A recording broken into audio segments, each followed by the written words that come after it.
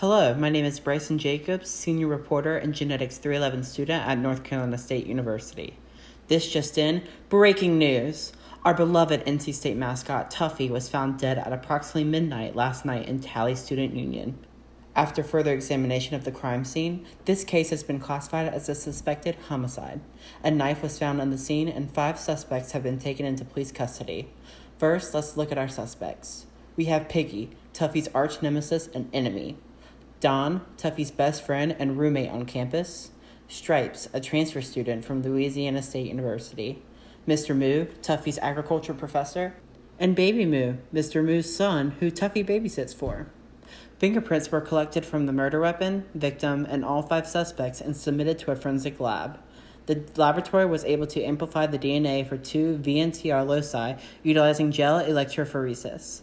These were run on 2 different gels so that we could easily see the distance the DNA fragments were able to travel at 2 loci for all suspects and compare it with the DNA that was found on the knife. In doing so, we can determine Tuffy's murderer because both of the murderer's bands at 2 loci will be at the same location as the sample. With this information in mind, let's begin to analyze the gel electrophoresis for loci number 1. Comparing the bands of the sample to that of the suspects, we can see that the bands of Don, Mr. Moo, and Baby Moo aren't at the same distance as the sample. Thus, we can eliminate them as murder suspects. We can also conclude that Tuffy did not kill himself because his DNA does not align with that on the knife. We can, however, see that the bands of Piggy and Stripes match the same distance of the sample at loci 1. This means that they are both possible murder suspects and are still on trial.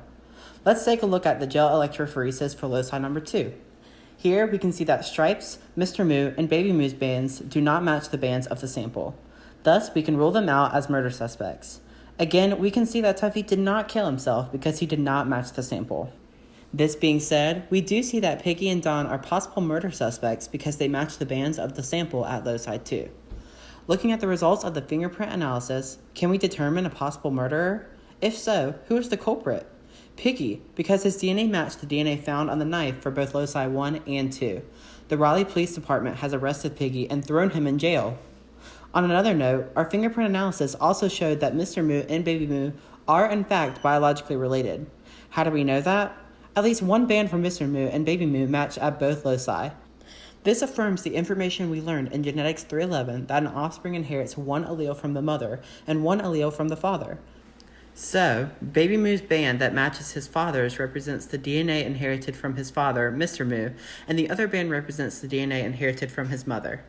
This is Senior Reporter Bryson Jacobs logging off for the last time as a Genetics 311 student. Here are my references, and thank you so much.